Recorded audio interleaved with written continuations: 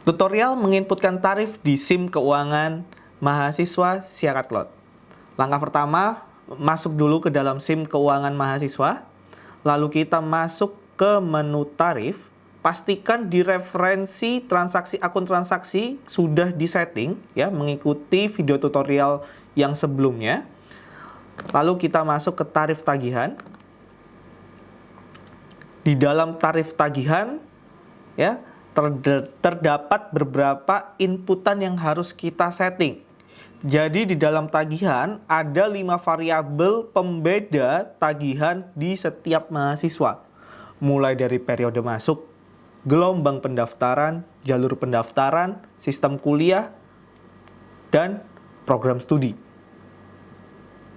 Cara penginputannya sangat mudah. Kita pilih dulu ya, di atas ini adalah filter. Kita mau menginputkan tarif perkuliahan untuk angkatan berapa. Saya contoh ambil di sini angkatan 2022 Gasal atau 2022 ganjil ya. Jadi setiap mahasiswa yang masuk di 2022 ganjil saya akan setting tarifnya di sini. Ya, periode masuk 2022, gelombang 1, jalur pendaftaran reguler ya. Di sini ada berbagai macam ya, mungkin ada pindahan, ada beasiswa, atau ada pascasarjana atau jalur pendaftaran lain-lain yang bisa kita atur sebelumnya di PMB gitu. Lalu kita pilih sistem kuliah, ini reguler atau kelas pagi atau kelas karyawan atau kelas malam gitu ya. Kita bisa pilih. Oke, lalu program studi apa? Ya, saya ambil contoh program studi D4 budidaya tanaman perkebunan. Saya akan set ya, jenis akun SPP ya, sebesar Rp7.500.000. Oke. Dan sistem akan menanyakan apakah ada fitur cicilan atau tidak. Ya, kalau kita setting cicilan, maka nanti sistem akan otomatis membagi tagihan Rp7.500.000 tadi dibagi sesuai dengan jumlah cicilan yang memang disediakan. Oke. Jika tidak ada, kita bisa set 1 saja. Jika ada, kita bisa set mau 2 cicilan, 3 cicilan.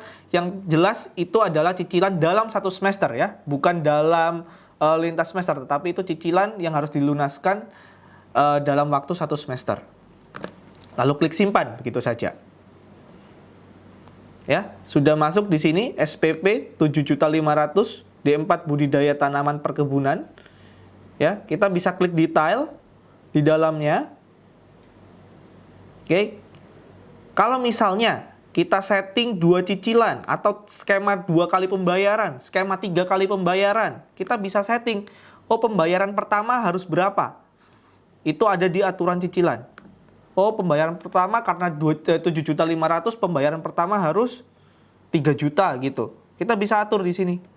Nanti nominal pembayaran kedua berapa, pembayaran ketiga berapa gitu, dan itu bisa kita buat sebagai syarat dalam proses perkuliahannya.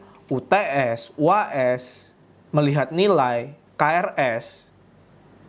Ya, itu nanti akan dijelaskan di video tutorial yang lain. Atau SPP itu hanya ditagihkan untuk semester 1 saja gitu. Maka kita bisa centang, ini ditagihkan untuk semester 1 saja. Oh, ini hanya ditagihkan ketika mahasiswa di semester 3. Maka kita bisa centang ini semester khusus untuk semester 3 saja. Jadi ketika dia di semester 1, 2, 4, 5 itu tidak akan ditagihkan. Oke. Lalu ada juga nominal denda. Denda itu bisa kita setting di dalam tarif ini. Jika terlambat membayar SPP, maka akan dikenakan denda berapa. Dan dendanya itu akan dibuat setiap apa eventnya, frekuensinya. Setiap hari, sehari denda 5.000 gitu. Atau setiap minggu, atau setiap bulan, setiap semester, bahkan setiap tahun gitu. Jadi ada frekuensi dendanya yang bisa kita atur di sini. Jika tidak ada perubahan, kita bisa klik batal gitu ya. Kalau misalnya ada perubahan, kita bisa klik simpan seperti itu. Oke, sekian tutorial untuk setting tarif tagihan. Terima kasih.